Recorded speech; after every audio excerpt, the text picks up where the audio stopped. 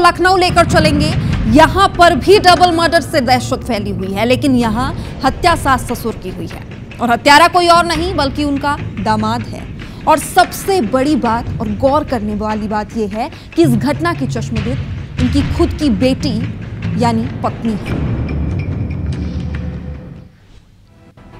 Double murder, रिश्तों में जहर, मौत का तांडव, बेरहम होते रिश्ते।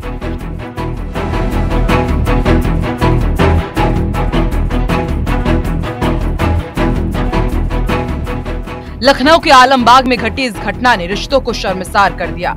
सुलह की मंशा से ससुराल पहुंचे दामाद ने कुछ ऐसा किया कि पूरा इलाका पुलिस छावनी में तब्दील हो गया। सास ससुर को यह अंदाजा ही नहीं था कि जो दामाद उनसे सुलह करने आया है, अपनी पत्नी को मनाकर साथ ले जाने आया है, वो तोहफे में अपनी साथ मौत लाया था।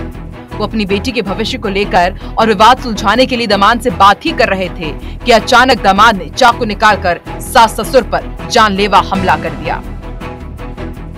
जानकारी के मुताबिक आरोपी दामाद जगदीप की पत्नी पूनम पिछले 5 सालों से अलग रह रही थी। 5 सालों से उनका विवाद चल रहा था और इस वजह से पत्नी पूनम गढ़ी कनौरा में अपने माँ बाप के साथ रहती थी। मंगलवार को जगदीप सुलह की उम्मीद लेकर ससुराल पहुंचा, लेकिन बातचीत के दौरान माहौल फिर से बिगड़ गया और कहासुनी शुरू हो गई।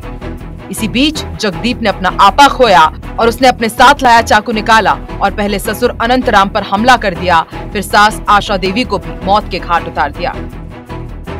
घटना के वक्त घर में चीख पुकार मच गई, जिसे सुनकर पड़ोसी इकट्ठा हो गए। उन्होंने आरोपी को पकड़ लिया और पुलिस को सूचना दी।